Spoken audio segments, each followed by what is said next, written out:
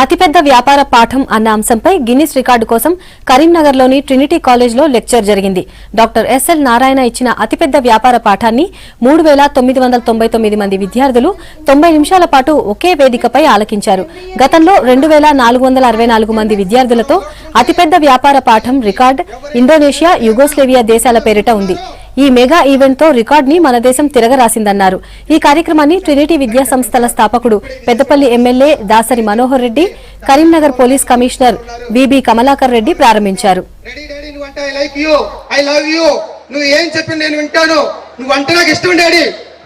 Madam అక్కడ చైర్లు ఉన్నాయి చూడండి. ఆ ప్లస్ ఆ బ్యాచ్ తీసుకెళ్ళారు.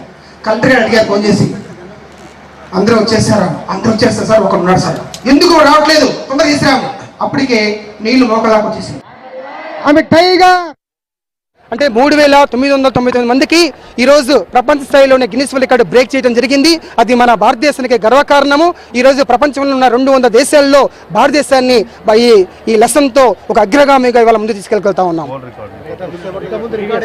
ఇంతకుముందు వరల్డ్ రికార్డు 2464 యుగోస్లేవియా కంట్రీ వాళ్ళు చేశారు, ఇండోనేషియా కంట్రీ వాళ్ళు చేశారు.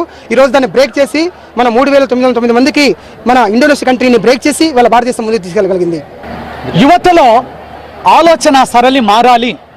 నేనెందుకు ఒక సంస్థను స్టార్ట్ చేసి నలుగురికి ప్రయోజనాన్ని ఇవ్వద్దు, నలుగురికి ఉద్యోగాలు ఏర్పాటు చేస్తే బాగుంటుందన్నటువంటి ఆలోచన సరళి ఎప్పుడైతే కలుగుతుందో అప్పుడు నిజంగా భారతదేశం అభివృద్ధి చెందిన దేశంగా తయారు చేయబడుతుంది. అలా జరగాలి అంటే మొదట వాళ్ళ మైండ్ సెట్ మారాలి.